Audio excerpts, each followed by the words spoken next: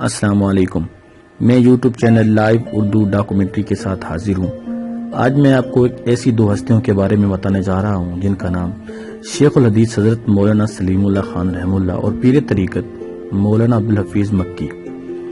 بڑی خوبیاں تھی جانے والوں میں۔ جامعہ امدادیہ فیصل آباد کے استاد مولانا شاہد لطیف بتاتے ہیں کہ شیخ الحدیث حضرت مولانا سلیم اللہ خان صاحب ایک مرتبہ فیصل آباد تشریف لائے ہوئے تھے۔ کھانے میں دوسرے لوگوں کے ساتھ میں خود بھی شریک تھا۔ انہوں نے فرمایا کہ ایک مرتبہ میں مولانا سلیم اللہ خان اور مولانا عبدالمجید لدھیانوی مرحوم امیر عالمی مجلس تحفظ ختم نبوت ایک مجلس میں شریک تھے۔ مولانا لدھیانوی نے مجھ سے پوچھا، حضرت آپ کی عمر کتنی ہے؟ تو میں نے مذاقاً ان سے کہا، آپ کیوں پوچھ رہے ہیں؟ آپ کا خیال ہوگا کہ یہ کم مرے گا۔ میں اتنی آسانی سے مرنے والا نہیں، میں جاتے جاتے کئیوں کو لے کر مروں گا۔ واقعی شیخ الحدیث کے جانے کے بعد تو گویا موتیوں کی مالا ٹوٹ گئی ہے۔ پاک و ہند اور بنگلہ دیش میں کئی ممتاز اور جید علماء کرام اب تک داغ و مفارقت دے چکے ہیں، اور جو معلوم ہوتا ہے کہ یہ قبض العلماء والی نبی پیشین گوئی یہ پورا ہونے کا زمانہ ہے کہ صادق و مصدوق صلی اللہ علیہ وسلم نے ارشاد فرمایا تھا، اللہ تعالیٰ علم کو علماء کے اٹھ جانے کے ذریعے اٹھائیں گے۔ اہل پاکستان کے لیے شیخ الحدیث حضرت مولانا سلیم اللہ خان کی اچانک رحلت بھی بہت بڑا صدمہ ہے، اور مولانا پیر عبدالحفیظ مکی کا اچانک انتقال بھی۔ یہ دونوں ہستیاں ایک شجر سایہ دار کی حیثیت رکھتی تھی۔ ان کا دم غنیمت تھا جو اب اپنے نیک اعمال کا اجر و ثواب پانے کے لیے رب غفور و مہربان کے دربار میں حاضر ہو چکی ہیں۔ اللہ تعالیٰ ان دونوں عظیم ہستیوں کو اپنے شان و عطا کے مطابق اجر جزیل و درجات عالیہ عطا فرمائے۔ بظاہر یہ دونوں ہستیاں ایک خاص مکتبہ فکر سے تعلق رکھتی تھیں، لیکن اس کے باوجود ان دونوں حضرات کی ایک مشترکہ خصوصیت ہے کہ اپنے مکتبہ فکر کے علاوہ دوسرے مکاتب فکر کے ہاں بھی ادب و احترام سے دیکھی اور جانی جاتی تھی۔ دوسرے مکاتب فکر بھی ان کے اخلاص و تقوی کے متعارف تھے۔ ان کے سینے میں دھڑکنے والا دل صرف اپنے ہی مکتبہ فکر سے وابستہ افراد کے دکھ کو نہیں بلکہ دوسرے مکاتب فکر سے وابستہ افراد کے دکھ کو بھی محسوس کرتا تھا۔ اتحاد و بین المسلمین کی علم برادری دونوں حضرات نے تعدم واپسی کی۔ مولانا سلیم اللہ خان صرف دیوبند مکتبہ فکر کے مرکزی تعلیمی و امتحانی بورڈ و وفاق المدارس العربیہ کے سربراہ نہیں تھے، بلکہ 5 دینی تعلیمی بورڈوں کے نمائندہ تنظیم اتحاد تنظیمات مدارس دینیہ پاکستان کے بھی سربراہ تھے۔ یہ ان پر تمام مکاتب فکر کے اعتماد کی واضح دلیل ہے کہ اس پیرانہ سالی اور ہجوم مدارس میں بھی ان سب نے اپنی ناخدائی کے لیے اس بوڑھے سپاہی کا انتخاب کیا جو کمزور و نحیف بدن میں شیر جیسا دل رکھتا تھا اور انتھک محنت کا قائل تھا۔ اس انتخاب کی درستی کا بھی بارہا مشاہدہ ان کی قول و عمل اور جہر مسلسل سے ہوتا ہے۔ وہ اس فارم پر نظر ہے جہاں مدارس و دینیہ کو ان کی ضرورت تھی، وہ ہر اس حکمران، سیاستدان اور بیوروکریٹ کے ساتھ مذاکرات کے میز پر اپنے ضعف و علالت کے باوجود بیٹھے جس کے ساتھ مذاکرات میں انہیں مدارس دینیہ کا کوئی مفاد نظر آیا۔ کسی بھی بیرونی ایجنڈے کی تکمیل کے لیے مدارس دینیہ کو نکیل ڈالنے اور اس کی حریت فکر و آزادی سلب کرنے کی کوشش کی گئی تو یہ بڑا سپاہی احتجاجی تحریک کی قیادت کے لیے بنفس نفیس آگے بڑھا۔ مدارس دینیہ کی خدمات کی بوجھ سے کبھی بھی سب کو دوش نہیں ہو سکے۔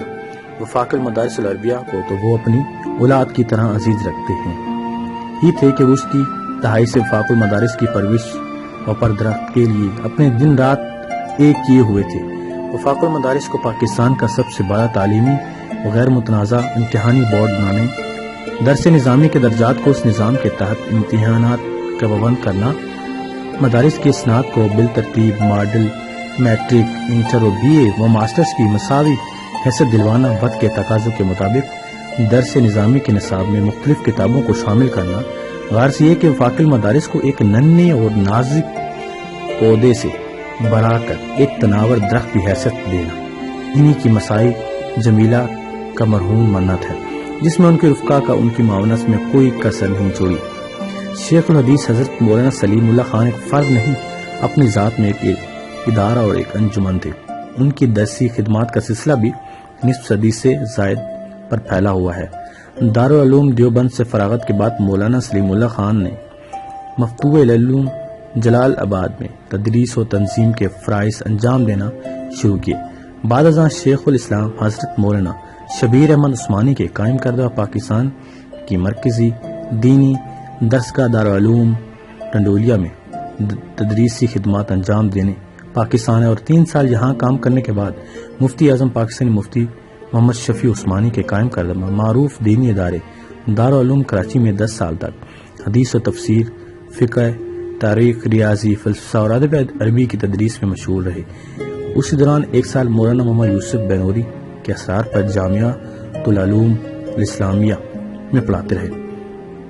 23 جنوری 1967 کو آپ نے شاہ فیصل کالونی میں جامعہ فاروقیہ کی انتہائی ناگفتہ پامالی حالات میں بنیاد رکھی، جبکہ وسائل کا کوئی انتظام نہیں تھا اور قرض پر قرض چڑھتا جا رہا تھا، لیکن اللہ کی اس ولی نے ہمت نہ ہاری اور حالات کو جو مردی سے مقابلہ کیا۔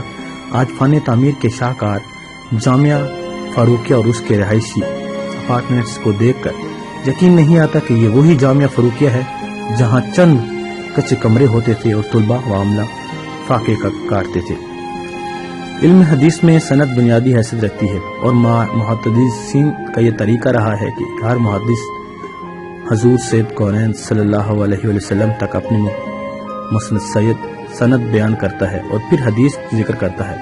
استاذ المحدثین حضرت مولانا سلیم اللہ خان صاحب نے حدیث کو علم و شیخ الاسلام مولانا حسین احمد مدنی سے، انہوں نے شیخ الہند مولانا محمود حسن سے، انہوں نے قاسم العلوم مولانا قاسم نانوتوی سے، انہوں نے پھر مولانا رشید احمد گنگوئی سے، انہوں نے حضرت شاہ عبد الغنی اور شاہ محمد اسحاق سے، انہوں نے شاہ عبد العزیز محدث دہلوی سے، پھر انہوں نے شاہ ولی اللہ محدث دہلوی سے علم حدیث حاصل کیا۔ اس حوالے سے پاکستان میں وہ حضرت مدنی کے آخری شاگرد تھے، ان کو بخاری شریف پڑھانے کا والہانہ حد تک شوق تھا۔